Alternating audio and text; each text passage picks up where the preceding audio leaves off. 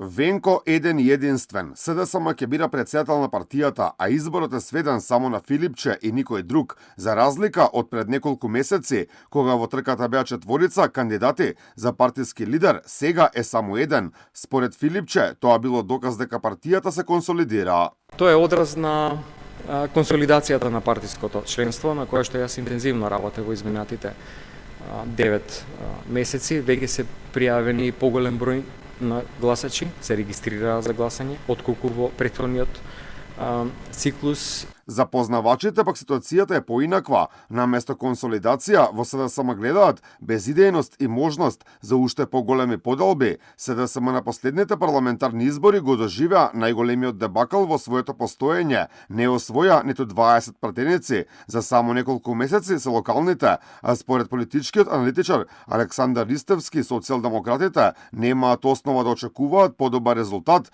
и тоа ќе биде според него повод за подлабоки поделби. Може би е предзнак на тоа дека е целосно колабирана партијата и падната на колена. Ако земем во предвид дека само пред нецела година дена тие освоија вкупно, ако земеме како политичка партија, само 15 пратеници, и знаејќи дека ништо не се подобрило во изминатиот период, а гледаме дека бројни луѓе од нивните структури или се оградуваат од нив, или пак се пред органите на прогон. Ристевски не ја исклучува можноста за нов лидер на партијата по локалните избори.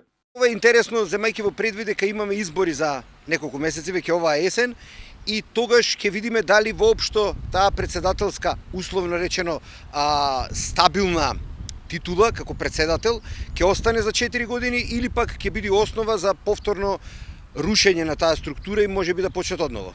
Филипче победи на претходните внатепартиски избори во една крајно поделена партиска структура. Неговите против кандидати Јован Деспотовски, Славјанка Петровска и Александар Бајдевски реагираа на изборот обвинувајќи на влијание на Зоран Заев.